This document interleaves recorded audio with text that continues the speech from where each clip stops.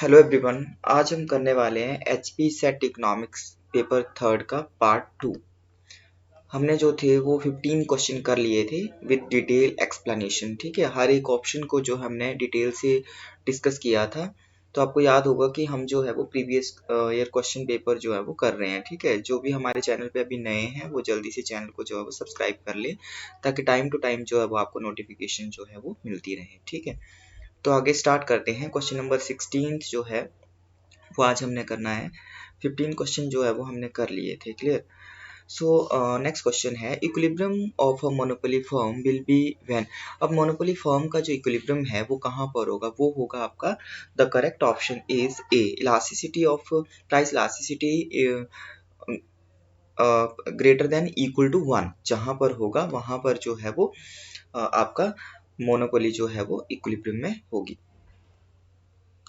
अब अगर हम फॉर्म्स ऑफ मार्केट की बात करें तो इसमें डिफरेंट टाइप्स के जो है वो मार्केट्स आती हैं, आपको पता होगा। फर्स्ट आता है जैसे आपका परफेक्ट कंपटीशन। परफेक्ट कंपटीशन में क्या होता है कि आपका there are many number of seller, buyer and seller and producing a homogeneous product. यहाँ पर जो है वो प्रोडक्ट कैसा होता है? होमोजीनियस होता है and free and entry and exit of firm होता है। ठीक है, यहाँ पर हम डिमांड कर्व की बात करें तो परफेक्ट कंपटीशन में इस तरह से जो है वो डिमांड कर्व बनता है। यहाँ पर जो है वो A R is equal to M R is equal to P is equal to D होता है। क्लियर। नेक्स्ट आता है मोनोपोली। मोनोपोली जो है वो आपका is a market structure where only one seller of the product and many number of buyers. ठीक है, नेक्स्ट मोनोपोलिस्टिक आता है। मोनोपोलिस्टिक की बात करें तो there are many number of buyer and sellers producing a differentiated product. यहाँ पर जो प्रोडक्ट है वो कैसा होता है? डिफरेंशिएटेड प्रोडक्ट होता है। क्लियर। नेक्स्ट ओलिगोपोली आता है। ओलिगोपोली की अगर हम बात करें, where there is a few number of seller. जहाँ पर फ्यू की बात होगी वहां पर आपका जो है वो ओलिगोपोली होगा। ठीक है, नेक्स्ट अगर हम बात करें ड्यूपोली। ड्यूपोली में जो है वो ओलिगोपोली से ही आपका ड्यू मतलब कि दो। तो व्हेन ड्यूपोली का मतलब है कि व्हेन टू कंपनीज या two seller of the product. तो जहां पर टू सेलर होंगे किसी प्रोडक्ट के तो वो आपका ड्यूपोली होगा। मोनोपोसोनी। मोनोपोसोनी जो है वो मोनोपोली का ऑपोजिट है। मोनोपोसोनी में क्या होता है कि ओनली वन बायर होता है एंड मैनी नंबर ऑफ जो है वो सेलर होते हैं। क्लियर। नेक्स्ट आता है बायलैटरल मोनोपोली। बायलैटरल मोनोपोली का मतलब ये है कि only single seller and single buyer जहां पर जो है वो होंगे। क्लियर। नेक्स्ट है producers equilibrium will be established when. Producer का जो इक्विलिब्रियम है वो कहाँ पर एस्टैब्लिश होगा? वो होगा आपका जहाँ पर margin rate of technical substitution labour and capital is equal to W upon R जहाँ पर होगा। ठीक है, तो करेक्ट ऑप्शन आंसर जो है वो आपका ये वाला हो जाएगा। अब प्रोड्यूसर इक्विलिब्रियम की अगर हम बात करें तो प्रोड्यूसर इक्विलिब्रियम जो है वो क्या है कि जहाँ पर प्रोड्यूसर जो है वो मैक्सिमम प्रॉफिट होगा वहाँ प्रोड्यूसर का, वहाँ पर प्रोड्यूसर जो है वो इक्विलिब्रियम में होगा and the difference between T R and T C जो है वो इट शुड बी मैक्सिमम। जहाँ पर मैक्सिमम होगा वहाँ पर जो है वो प्रोड्यूसर इक्विलिब्रियम में होगा। नेक्स्ट क्वेश्चन आता है आपका। नेक्स्ट है कंजम्पशन जो है वो दिया है 0.75 वाई, आई दिया है आपका 100 minus 0.25 I and interest rate जो है वो आपका इन्वेस्टमेंट इंटरेस्ट रेट जो है वो रेट ऑफ इंटरेस्ट आई है और आई एस जो है वो आपने equation will be, I S equation जो है वो आपकी क्या होगी? तो आपने ये सॉल्व करना है। कैसे होगा देखो, सी तो आपका ये आ गया, आई आपका ये आ गया। ठीक है, आई एस इम्प्लाइज दैट अगर हम इसको बात करें तो y इज इक्वल टू क्या होता है? सी प्लस आई होता है। ठीक है, so y is equal to C plus I. अगर हम यहाँ पर c की वैल्यू और i की वैल्यू जो है वो पुट करेंगे। क्लियर। अब इस क्वेश्चन को दूसरी साइड ले जाएंगे तो y बाहर ले लिया, 1 माइनस 0.75 बाई 75 हो जाएगा इक्वल टू ये दिस साइड, इक्वल के दिस साइड आ गया। ठीक है, तो इस तरह से जो है ये सॉल्व करेंगे। y is equal to 100 upon 0.25 आएगा और आपका आंसर जो है वो this will be y is equal to 400 minus i जो है वो होगा। Next question, entire incidence of GST will be on the buyers when the demand for the commodity is।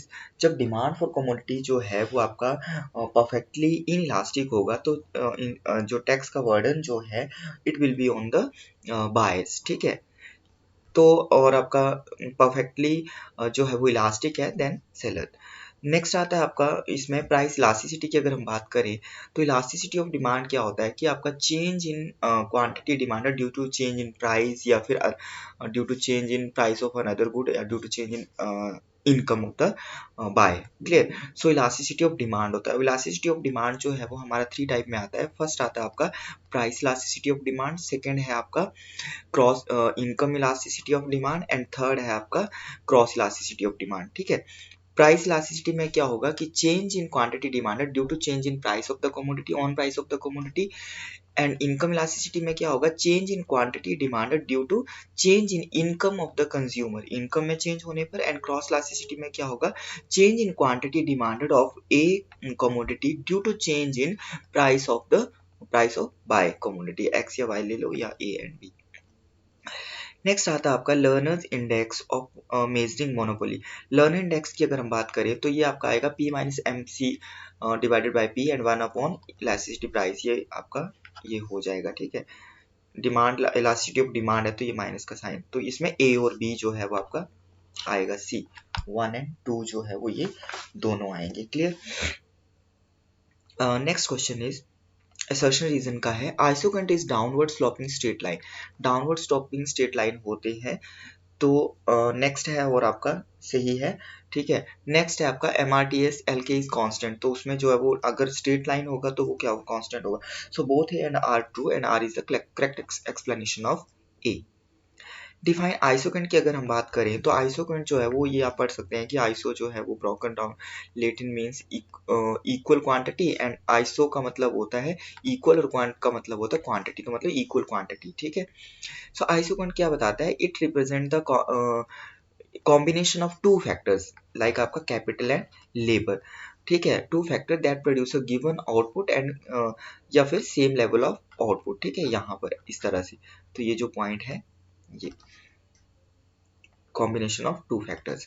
Next आता है margin rate of technical substitution. Margin rate of technical substitution क्या बताता है ये आपका कि one factor will decrease to be able to maintain the same level of efficiency when another factor जो है वो राइजेस। मतलब कि एक को हम इंक्रीज करें, देखिए यहाँ पर देखेंगे आप, ये अगर हम इंक्रीज करें तो इसको क्या किया हमने, डिक्रीज किया, देखो ये इस तरह से, ठीक है। So this portion will be MRTS, ठीक है। नेक्स्ट क्वेश्चन गिवन सॉल्व करना है ये question. C is equal to 10 plus 0.75 I जो है वो आपके पास ये दिया है, G ये दिया है, ठीक है, गवर्नमेंट एक्सपेंडिचर, एंड T जो है वो आपका ये दिया है टैक्सेस, ठीक है। तो इसको अगर हम कैसे सॉल्व करेंगे, यहाँ पर सोल्यूशन में आप देखेंगे y इज इक्वल टू आपने पढ़ा है C प्लस आई प्लस G होता है, ठीक है, गवर्नमेंट एक्सपेंडिचर। सो यहाँ पर हम वैल्यू पुट करेंगे C प्लस आई प्लस G की वैल्यू, ठीक है, ये सारा आ गया, ठीक है। उसके बाद ये चीज जो है वो हम डिस्पोजेबल इनकम निकाली है, इनकम माइनस दिस टैक्सेस, ठीक है, और आगे इसी तरह से हम इसको अप्लाई करेंगे, देन जो है वो आपका आंसर जो है वो y इज इक्वल टू 125 आएगा, ठीक है। तो यहाँ आप जो है वो मैंने डिटेल से जो है वो इसको सॉल्व किया है, आप देख सकते हैं। Clear. Next question. The IMF Charter provided financing facilities for deficit countries and allowed exchange rate adjustment. All countries passed their currencies to the dollar, but United States pegged to, मतलब United state जो है वो किसके साथ relate करता है, ये किसके साथ पेस्ट करता है, ये इसका आएगा gold. The gravity model reveals, gravity model क्या बताता है आपका कि ग्रेविटी मॉडल जो है वो आपका इसमें द ट्रेड बिटवीन, ट्रेड के बारे में बताता है, any two countries to the rises of their economies, ठीक है, ये करेक्ट है। The strong effects of distance and international borders, तो ये दोनों जो है वो आपकी सही हैं, A and B are correct.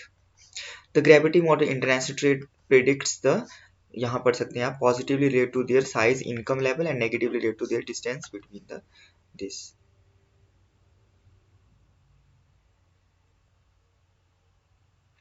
Next question. Human Development Index was calculated by using following indicators. Human Development में कौन से indicators आते हैं, आपको पता होगा कि आपका लाइफ एक्सपेक्टेंसी आता है, ठीक है, एजुकेशनल अटेनमेंट आता है, देन आपका जो है वो पर कैपिटा इनकम जो है वो GDP पर कैपिटा आता है, ठीक है, 3। तो A B C तीनों जो है वो आपके से ये नहीं है, A B C कहाँ पर है, this one ABC। Clear. HDI जो है वो ये आपका पाकिस्तानी इकोनॉमिस्ट जो है महबूब उल हक ने ये दिया था 1990 में। क्लियर। और इसमें life expectancy, education attainment and आपका पर कैपिटा इनकम आता है।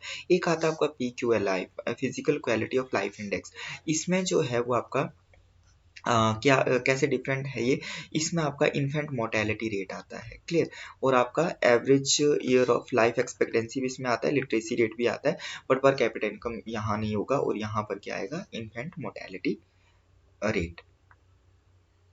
नेक्स्ट क्वेश्चन है perfect competition and optimal allocation of factors general economic efficiency condition is. तो इसकी जो इकोनॉमिक एफिशिएंसी कंडीशन की अगर हम बात करें, जहां पर MRS XY is equal to MRT XY होता है, क्लियर। नेक्स्ट आता है व्हाट आर GST स्लैब्स। तो 05/12/1828, तो ये 5/12/1828, it was implemented in 1 July 2017, goods and services tax, ठीक है, यहाँ पर ये देख सकते हैं। नेक्स्ट क्वेश्चन है the appropriate expenditure switching policy to correct a deficit in the balance of payment is.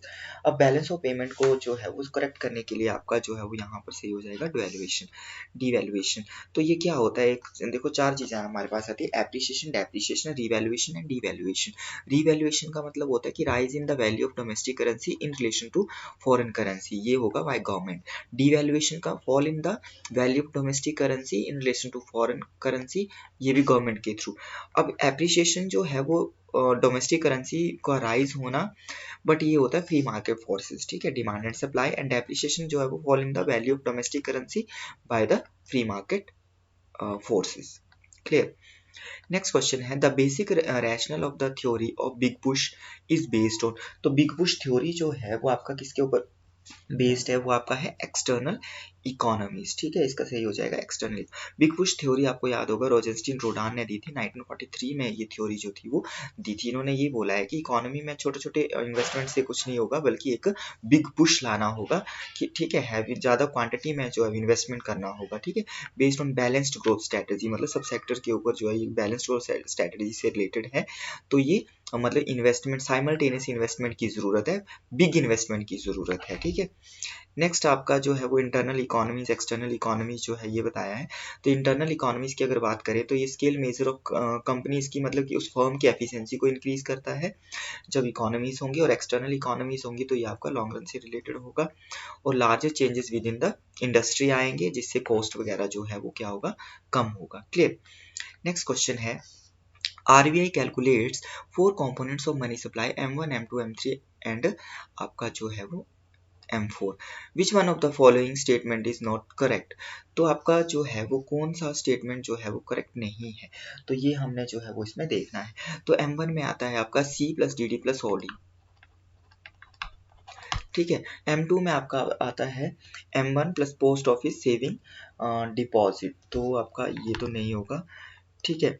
M3 में क्या आएगा आपका, M3 में M1 प्लस M2, तो इसमें नॉट करेक्ट बोला है ना इसमें, अच्छा, इसमें बोला है कि following statement is not correct, बाकी करेक्ट है। तो currency with public demand deposit, ये सही है, कंफ्यूज हो गए, ठीक है। नेक्स्ट है आपका M1 plus post office saving deposit, ये आता है, बी भी सही है। 4 में ये M3 आता है और टोटल पोस्ट ऑफिस डिपॉजिट आता है, तो ये आपका जो है वो 4 भी सही है, ठीक है। तो यहाँ जो रोंग होगा वो आपका आएगा C, ठीक है। क्वेश्चन में क्या बोल रहा है ये कि which of the following is, which one of the following statement is not correct. तो करेक्ट कौन सी है, ये M1 प्लस M2, ये वाली जो है वो इनकरेक्ट, नॉट करेक्ट, करेक्ट नहीं है, इनकरेक्ट है, ठीक है। तो इसमें मनी सप्लाई की अगर हम बात करें, refers to the total quantity और stock of money available in the economy at a point of time की अगर हम इसमें बात करते हैं, क्लियर। नेक्स्ट आप M1 की बात करें, C plus DD plus OD आता है, ठीक है। M2 में यहाँ देख सकते हैं M1 plus deposit with post office saving bank, ठीक है, ये भी ठीक था। M3 में क्या आता है, M1 plus net time deposit with the commercial bank आता है, उसमें क्या बोल रहा था, उसमें बोल रहा था कि M1 प्लस M2 बोल रहा था, ठीक है।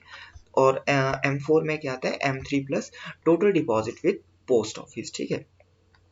तो क्वेश्चन नंबर 30 तक ही आज हम करेंगे, नेक्स्ट 31st क्वेश्चन से जो है वो हम नेक्स्ट वाले लेक्चर में करेंगे, ठीक है। तो आपको याद होगा कि हम जो है वो प्रीवियस ईयर क्वेश्चंस कर रहे हैं, साथ में मैंने माइक्रो भी स्टार्ट किया है, वो भी टाइम टू टाइम जो है वो बीच बीच में आपको जो है वो लेक्चर प्रोवाइड किए जा रहे हैं, ठीक है। तो यहाँ पर जो है वो आपने पीजीटी का पेपर जो था वो हमने डिस्कस कर लिया था। सेट के पेपर जो है वो हमने डिस्कस कर रहे हैं, बाकी अनदर स्टेट के सेट के पेपर भी हम डिस्कस करेंगे। तो जिन्होंने भी जो है वो चैनल को सब्सक्राइब नहीं किया है वो चैनल को जो है वो सब्सक्राइब कर लेंगे। तो इस तरह से देखो मैंने काफ़ी डिटेल में जो है ये सारे नोट्स जो है वो बनाए हैं।